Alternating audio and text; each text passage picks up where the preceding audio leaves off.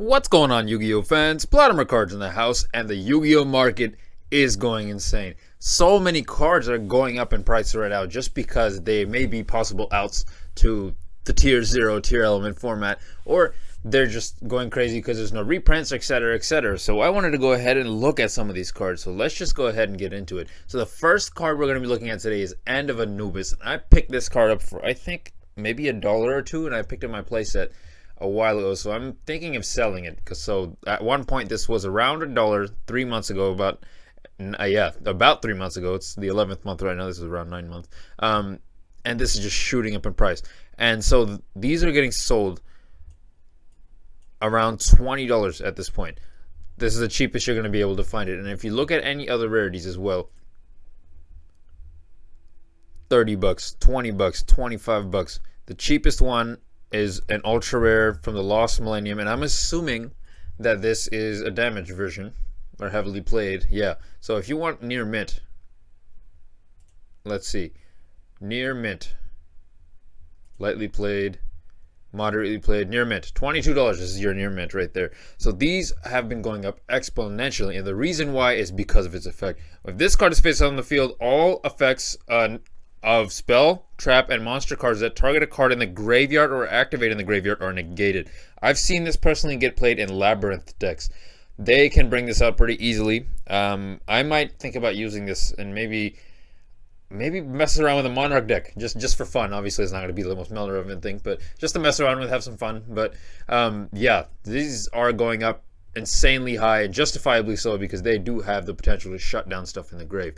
Next, I wanted to take a look at Bastille Swarm from Darkwing Blast. There obviously is only one printing for this, so you're not going to expect to print another printing anytime soon, and so this thing is just shooting up in price because of its effect and how good it is. So its effect: you can target one light or dark monster in either graveyard, banish it, and if you do special summon this card from your hand, it has potential to shut down a lot of graveyard cards. So this is a quick effect if your opponent controls a monster, and if this card is sent from the field to the graveyard, you can target one special summon monster your opponent controls, send it to the grave. So this is a really, really good card overall, and rightfully so, it's going up in price. But however, I'm going to wait a little bit before selling my own. Personally, might wait until it gets to around $10, which honestly it's not too far away. Look at this. Near mint is selling for $9.75. If you add just shipping on this, it's almost there, right? So I'm just going to wait a little bit longer, and then we'll see how the price ends up going before I sell it personally. Next, Soul Drain.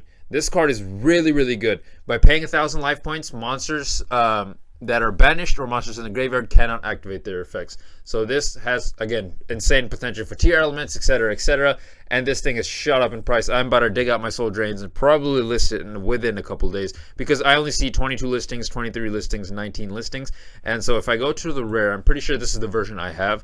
$9.50 is the cheapest, quickly gets to 10, and I'm curious how quickly it gets to like 11 and 12.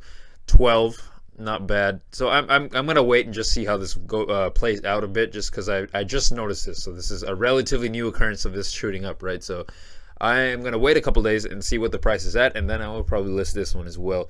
Next, Amazoness Queen. This is one I don't have a lot of knowledge about, but it is an interesting one because it doesn't have too many printings. So its effect is Amazoness monsters you control cannot be destroyed by battle. A lot of people are really digging the new Amazoness stuff, so I can understand that. With there only being 2 printings, I can see this card getting up there in price. So let me properly...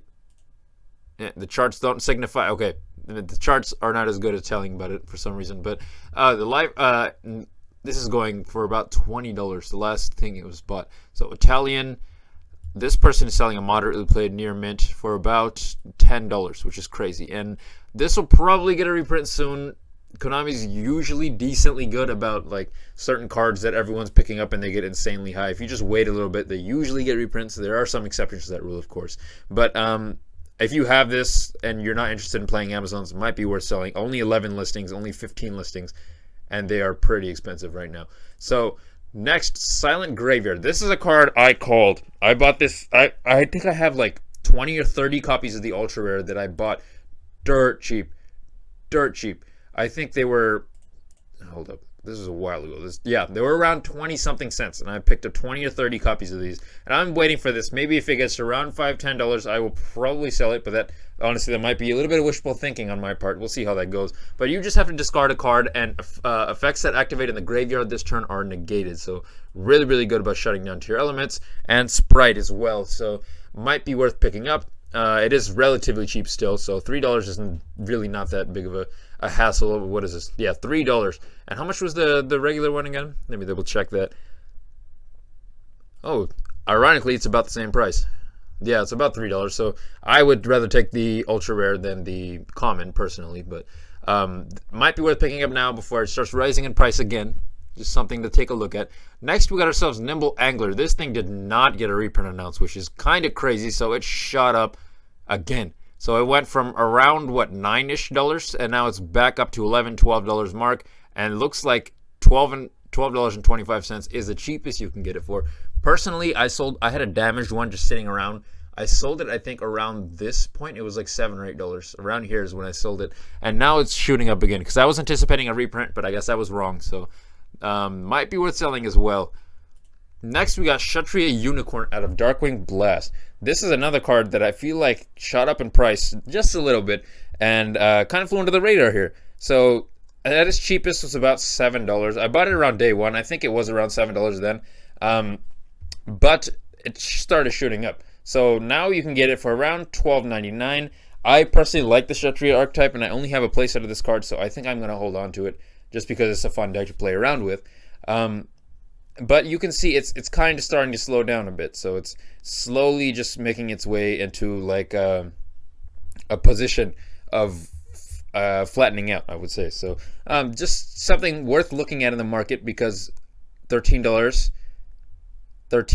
and then it very quickly just escalates in price. So just something worth taking a look at here. But anyways, guys, that was it for today's Yu-Gi-Oh! Market Watch. You guys can let me know if there are any other cards that you want to take a look at in the future. We can take a look at all these cards.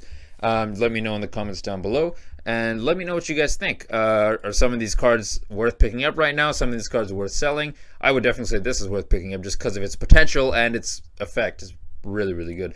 But you guys can let me know about all that stuff in the comments down below. And this is PlotArmorCards, guys, signing out for the day. If you like what you see, don't hesitate to like, comment, and subscribe. And we will see you in the next video.